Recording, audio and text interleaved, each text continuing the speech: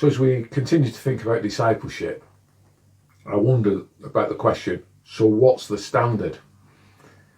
Romans 3:23 says, "For everyone has sinned, we all fall short of God's glorious standard." When we've been thinking about history on what makes someone good or bad, whenever we talk about discipleship, it's easy to get drawn towards establishing a set of standards about personal holiness or markers and measures of what makes someone good or bad. It's not always a negative thing, but one of the downsides of the approach is that it can end up being extremely judgmental and exclude people, and it doesn't take account of people's journey. The fact is, no matter how holy any of us strive to be, we can never attain the full measure of God's standard in our own strength. A journey of discipleship and holiness should always be about us looking to our own progress, not to that of others.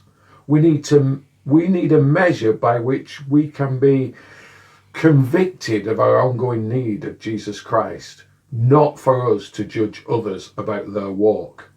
It might be useful to have someone to whom you're accountable, to help and support you, to have a critical friend, but your progress towards that discipleship of Jesus isn't a matter for the public record. John Wesley coined this with his 22 questions that he suggested people ask of themselves and be held account to. I think they're fascinating. They're almost timeless. They're questions that people have asked of themselves every day. And, over the last 200 plus years, people have been asking these questions. So how about using some of these questions in your daily devotional time? So here goes. Here are the questions. Am I consciously or unconsciously creating the impression that I'm better than I really am? In other words, am I a hypocrite? Or the second question, am I honest in all of my acts and words, or do I exaggerate? Or do I confidentially pass on to another what was meant to be for me in confidence? Can I be trusted? Am I a slave to what I wear, to friends, to work, or to other habits? Am I self-conscious, self-pitying, or self-justifying?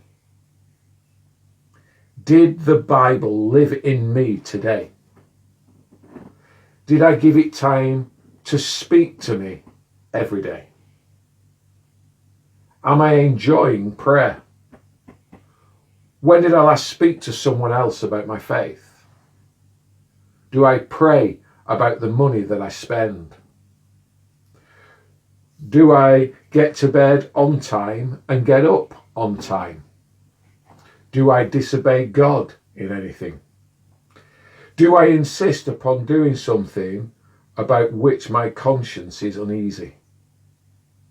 Am I defeated in any part of my life?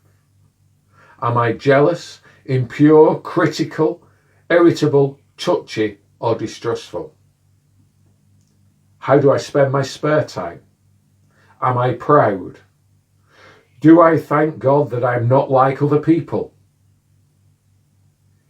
Is there anyone whom I fear, dislike, disown, criticise, hold a resentment toward, or disregard? And if so, what am I doing about it? Do I grumble or complain constantly? And is Christ real to me?